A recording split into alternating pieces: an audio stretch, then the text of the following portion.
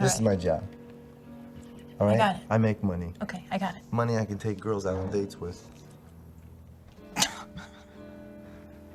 Just so you know. Good to know.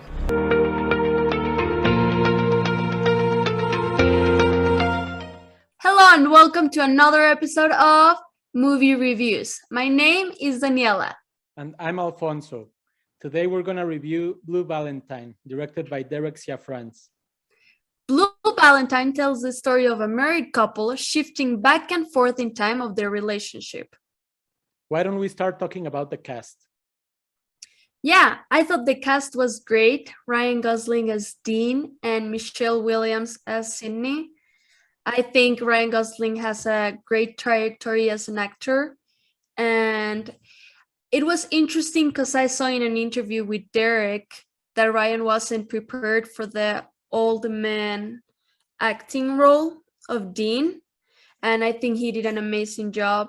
Michelle Williams is such a sweetheart. And I felt like Michelle and Ryan had a great chemistry in the movie. I agree. Both leads have an amazing chemistry and they both carry the film completely. I did think that Michelle Williams had a better performance.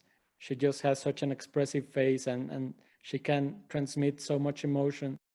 I'm thinking of that scene in the bus when Ryan Gosling tells Michelle, "Okay, let's do it. Let's form a family." And she just looks at him straight in the eye and she looks so hopeful. And she just made me feel so much just by that shot alone. And the film is filled with shots like that. I saw an interview with Derek where he mentioned that he made sure that he had a lot of reaction shots and that he filmed the actors being silent. And I think that worked perfectly for this film because they transmit so much emotion by being silent. Yeah, I think the cinematographer Andrzej Parek did an amazing job. There were a lot of close-ups at the beginning of the movie, and expressions are really important for that. Yeah, exactly. I loved the cinematography style. They use normal lenses and close-ups, which feel very immediate. And it's just like a naturalistic style, right? There's a lot of handheld shots. It just feels very raw and very emotional. You feel as if you're there with the characters, and it feels very, very realistic. As part of the cinematography, I enjoyed the play with colors. There was a lot of color coding. I don't know if you noticed, but sometimes when they were in the past scenes, the shots were infused with a lot of red. When they were like kissing and happy, they were dressed with red, and in the present they were like infused with blue.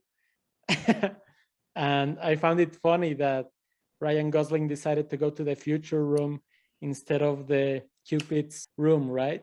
Because the future room was blue, and that Yeah. also helped to tell the story. Yeah, I agree. I noticed that too. I noticed how the atmosphere changed from time to time. In the hotel, the light is blue, so that gives you a feeling of sadness, and they're trying to work on their marriage, right? So that helps telling that. And then, like you mentioned, in the past scenes, it's all red and very warm colors. Apart from the color coding that help jump from time to time, what did you thought about the editing choices? Yeah, I thought the intercut between past and present was pretty smooth. I didn't notice any abrupt cut. I think the story moved forward smoothly. And the editing I thought was really cool. I remember this scene, it's almost at the beginning of the film, where Ryan Gosling is in his car listening to music, and then it cuts to Michelle Williams in her car listening to another song. And I just love that type of intercut. You show a character and his music tastes, and then you cut to the other character to see her music tastes. It's a pretty easy way to show their mental state and their psychology. Two transitions come to my mind that I noticed they were really interesting. The first one was when they're dancing in the hotel and then they jump to the past. And then there's this scene in the past where they're singing and dancing in the street, and then they change from that to the present.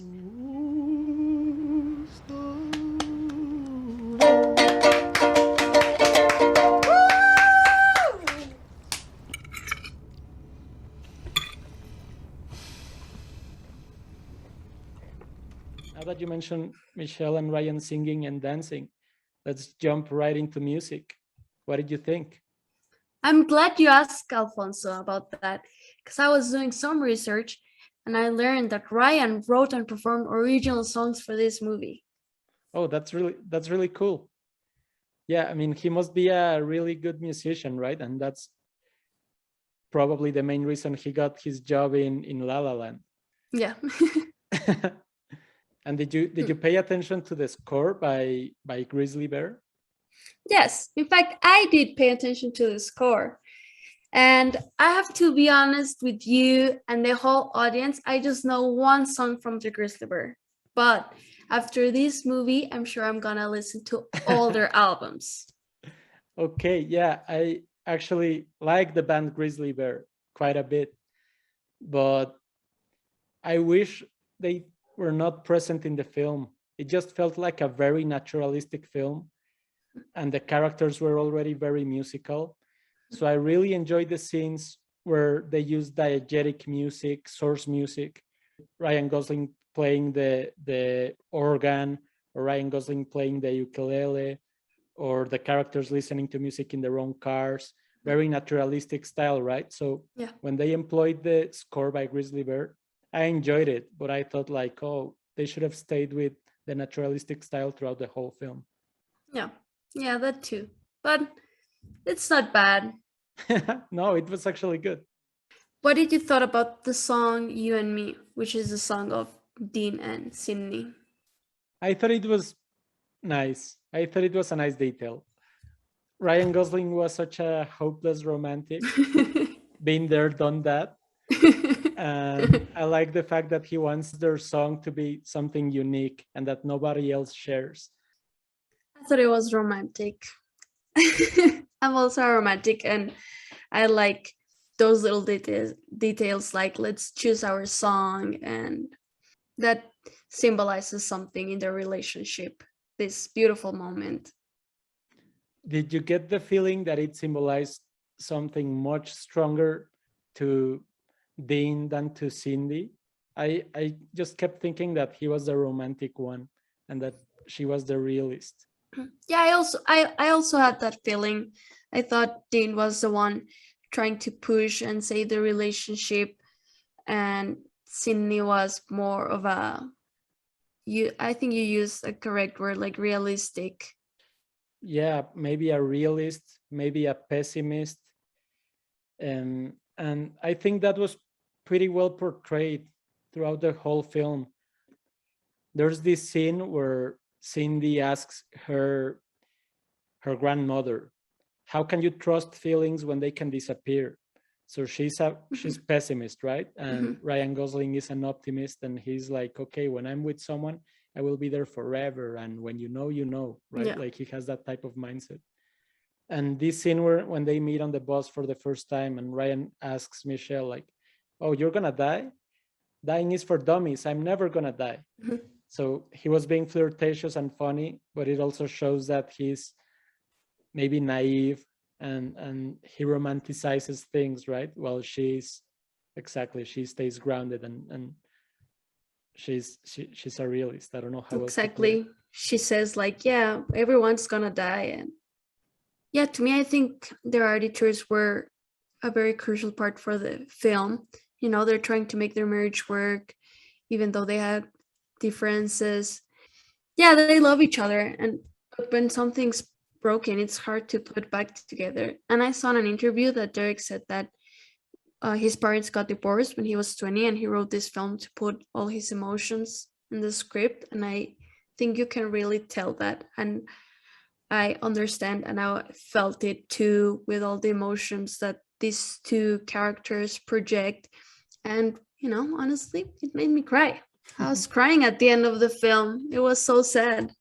Yeah, it was very sad, and that's interesting. It makes a lot of sense. It really feels very cathartic, but it also feels very cynical. We never know what broke the relationship, right? I mean, they like this whole film has a really foreboding feeling. Like you feel that there's going to be this huge tragedy. I thought that at some point Michelle was gonna be unfaithful to Ryan with Bobby Ontario or something, but that never Yeah. happens. Mm-mm. I think they just fall out of love because of Mhm. time. And Yeah. I found that to be very cynical. She felt like she was taking care of two children instead of one. Yeah. And he was tired that Michelle was not communicative. And he's the type of guy who wants to stay together no matter what. Mhm. And she's the type of woman that prefers getting a divorce and not making a hostile environment for her daughter. I think he just wanted to show these two different parts in a relationship that maybe leads to divorce, or like this one part tries to give it all and for better or for worse, right? And then there's this other part of the relationship where you don't feel like you belong and you just prefer not to keep fighting for it, right? That this part is Michelle, like she didn't want to keep fighting for it. She just preferred to take the easy way, get a divorce, and continue with her life. And Dean was trying to make this work and look for, and Who do you think was right? Who do you think was wrong? Dean all the way. I'm Team Really? Dean. You're Yes. Team Dean. I don't know. I mean, yeah, he seemed funny and he seemed romantic, but she also seemed fed up with him being lazy and a drunk and a waste of potential and a mess around the house. I don't know. I think it's just easy to root for Dean, but we should give Cindy the benefit of the doubt. I think there are some details that we didn't see in the film, of course. We're just watching how they met and how their marriage is falling apart. And yeah, but overall, it's a sad movie. Okay, I have a question for you. What do you think of this shot at the end of the movie and also of the closing credits with the 4th of July fireworks? I thought that was really interesting. Why? Why I don't did you thought know. that? I thought it was sad, the little girl running and Dean just going away. And it's like you said, the 4th of July, so people are throwing fireworks and celebrating. But then there's this story ending, right?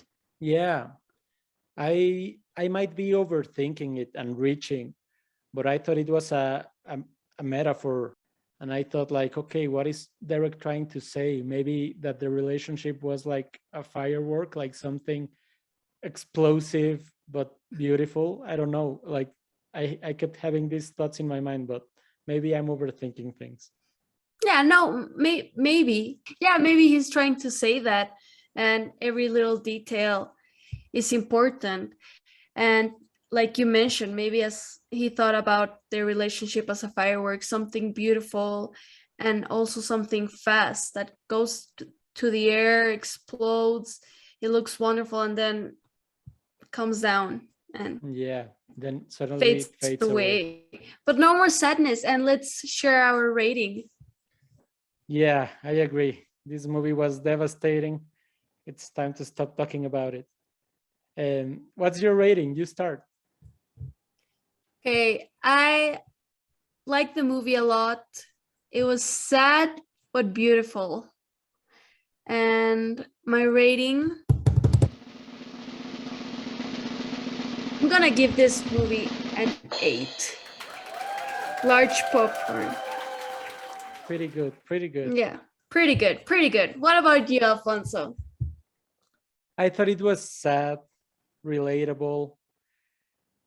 I thought the performances were great and the directing was great. But I don't know, maybe it grows on me, but right now I just feel very depressed by watching it. I'm gonna give this film a 7. Large popcorn. Okay. Yeah, understandable. Okay, so 7, 8, That's good. This movie is good, and we recommend you to watch it if you're looking for something romantic for a cold, rainy day. This movie is perfect for that. And now, are you ready to know the movie for next week? I am ready. I'm excited. And this next week, we're gonna take it again to the movie theater with the movie Free Guy, directed by Sean Levy. Awesome. That looks like a fun watch. And it's just what I need after watching this devastating film. Right? Me too. Well, that's everything for today. You know what to do if you enjoyed this video. Like, subscribe, and share with your family and friends. And we'll see you until next time. Bye.